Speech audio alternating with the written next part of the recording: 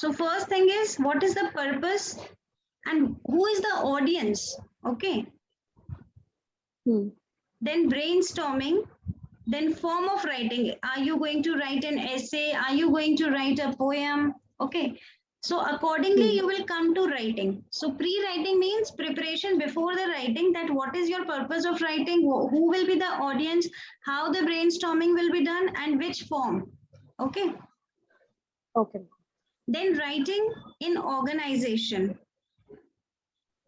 So you have to organize the words, your choice of words, your sentence fluency.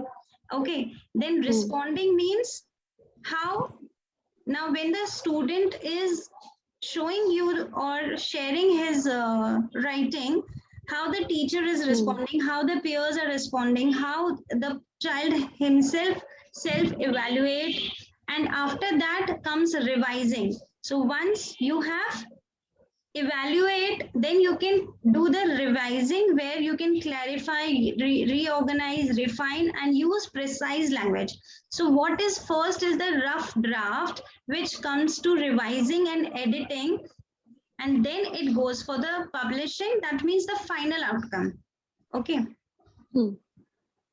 So how the traits of writing can be put all together? First, idea, organization, voice, word choice, sentence fluency, convention, and presentation. Okay. Now coming to idea. So first thing is, you have to choose an interesting topic, and then you have to focus on what matters to you. Then comes organization, that is the structure of the piece, includes the beginning, middle, and end. Once you have collected all your ideas, you have to put it into 3 parts: beginning, middle, and end. Then comes voice. Make your writing sound like you. It should be natural. It should not be copy pasted, but it should look, the person should come to know that it is coming directly from your own heart, and it should sound like you. Okay.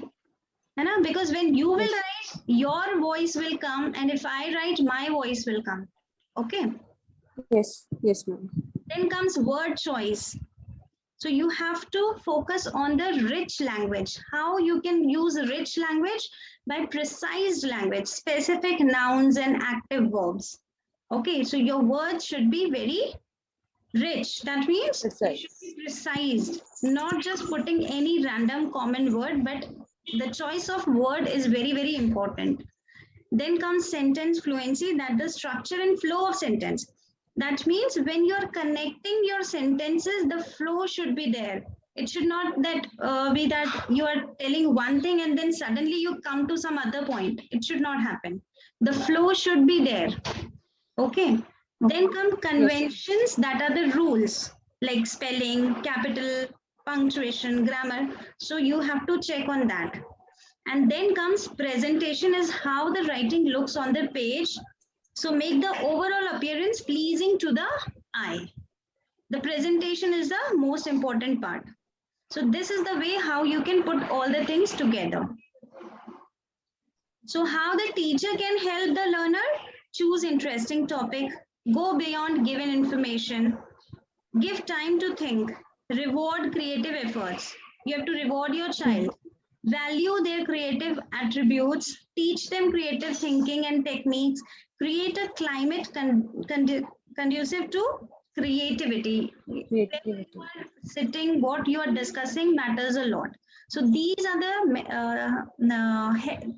these are the steps where you can help your child by choosing very interesting topics for them, then giving them extra information, giving them time to think.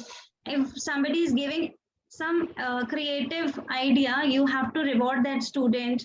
You have to value their creative attributes. Then you have to teach them creative thinking techniques, which we will discuss now. Then we create a climate conducive to creativity. That means we are the environment which we are giving to them should be friendly. They should not feel any kind of pressure. Okay. So what all is must? Creativity is must, expression is must, grammar is also must. The key core skill is grammar. They should have a good command on the grammar part. Then only presentation will be without any mistakes.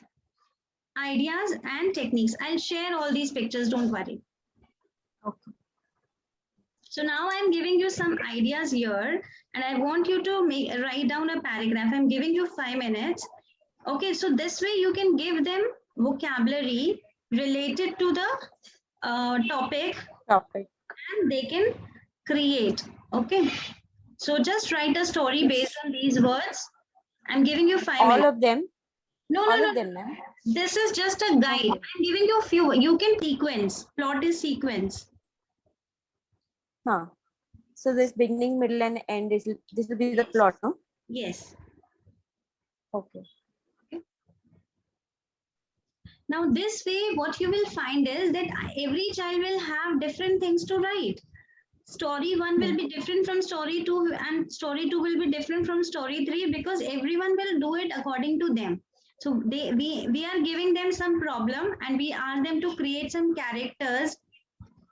So they will describe the characters, they will find some obstacle, they will list the attempt how to solve that problem, then they will create a critical turning point, and then they will come to some conclusion. So this way you will have all the stories different from all the different students. Okay. Yes, ma'am.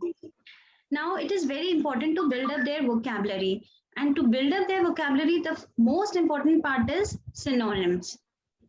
So they should know more and more similar words of the given word. So there comes a very important role of the dictionary, and we can always ask them to tell what all can be said instead of sad, instead of happy, what all similar words can be there, instead of laughed, what all words can be there. Okay. Okay. Synonyms, you can see to Yes.